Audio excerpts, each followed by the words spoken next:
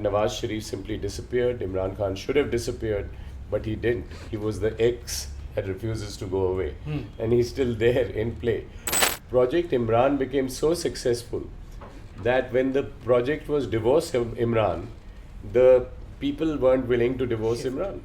He was already charismatic, he was popular. Ayub Khan, who always looked for legitimacy and approval, he asked around the room, do you think I'm a dictator?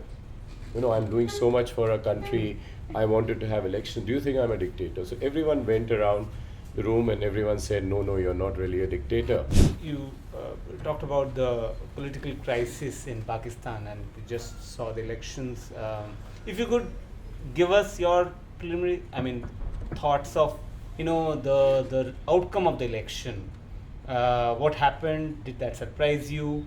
And how the army got back into the saddle, or have their reputation been challenged in a way that it is hard to recover now? The army has certainly been challenged. So I think there are multiple ways of framing this election. And one way I would frame it is that it was a contest between the new Pakistan and the old Pakistan. The old Pakistan is the Pakistan run by the army, with civilians who are trying to curry favor with the army and in turns getting a chance to run the country. The new Pakistan became the Pakistan of which the symbol or mascot became Imran Khan, but that's a young Pakistan, 50% under the age of 30. And aspirational Pakistan, which expressed itself in the ballot box. So basically the outcome was completely predictable. But the process was surprising because the army goofed up enough to let it be known that the people's will was in a completely different direction. It was kind of a 2/3 and a major wave in favor of Imran Khan. And I think one way of understanding this election is to frame it in the context of Pakistan's history and see some past elections. So in Pakistan, if you hear some of the conversation, there are a lot of deja vu.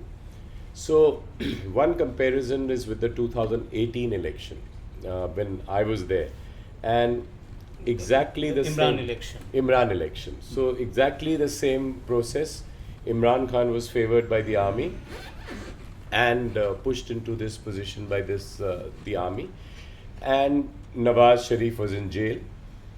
So the template was the same, that a politician, civilian politician out of favor is put in jail and he quietly goes away, he does a deal and comes back.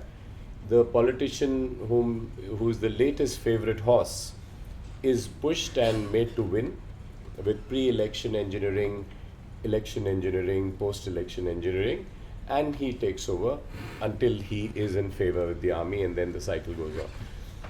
Two things changed in Pakistan from 2018. One is that the poly crisis started in 2021, and this was a multiple level crisis, primarily the economic crisis.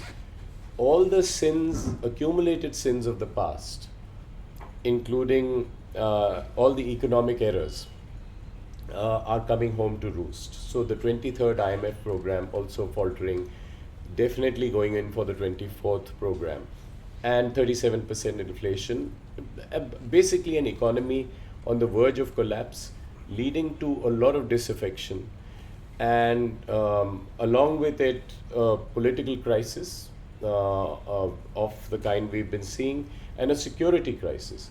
Because with the US exit of Afghanistan on 15th August 2021, the security crisis became a serious one, with a very serious threat from the TTP. So one change was this crisis, and the second was that the army became a victim of its success. Project Imran became so successful that when the project was divorce Imran, the people weren't willing to divorce Imran. He was already charismatic, he was popular. So a 2/3 majority anti-army wave coalesced with an strong protest vote against disaffection, and a pro-Imran sympathy wave that the man was in jail.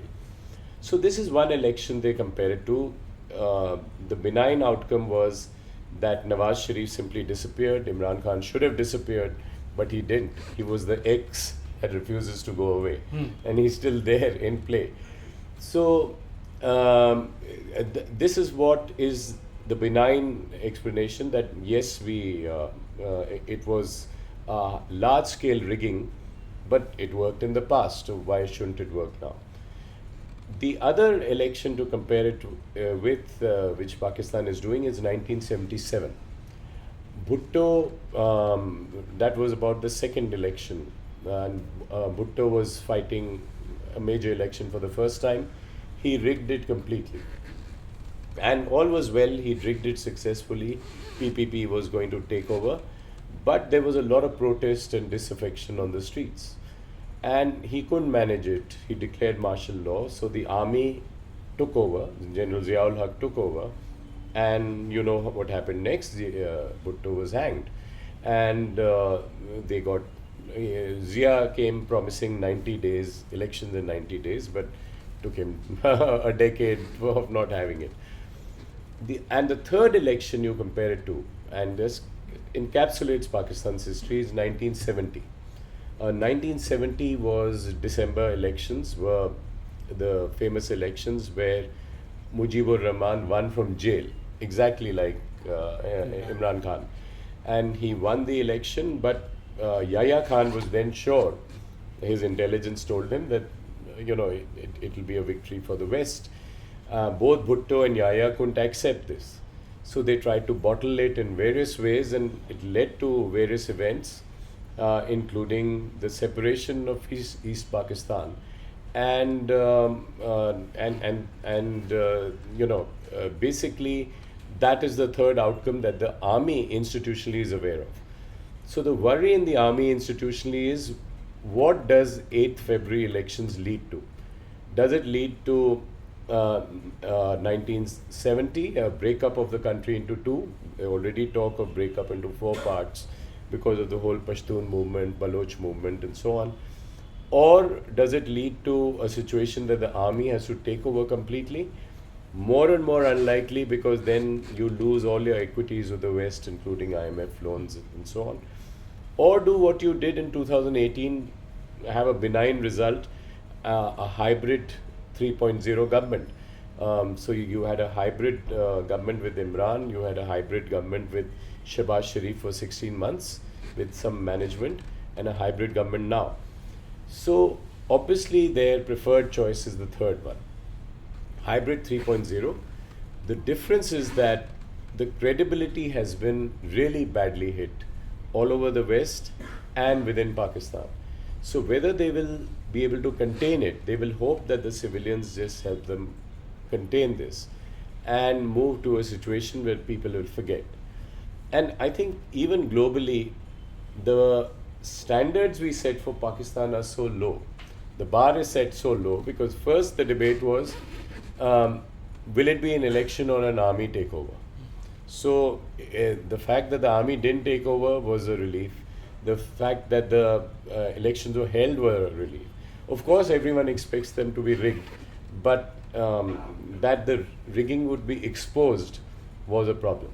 So, it was in that sense lousy rigging, lousy elections, and that is got a historical precedence that when in 1971 Henry Kissinger met Ayub Khan in a room like this. So Ayub Khan, who always looked for legitimacy and approval, he asked around the room, do you think I'm a dictator? I'm doing so much for our country. I wanted to have elections. Do you think I'm a dictator? So everyone went around the room and everyone said, no, you're not really a dictator. When Kissinger's turn came, he said, Mr. President, I don't know about that question, but for a dictator, you run a very lousy election.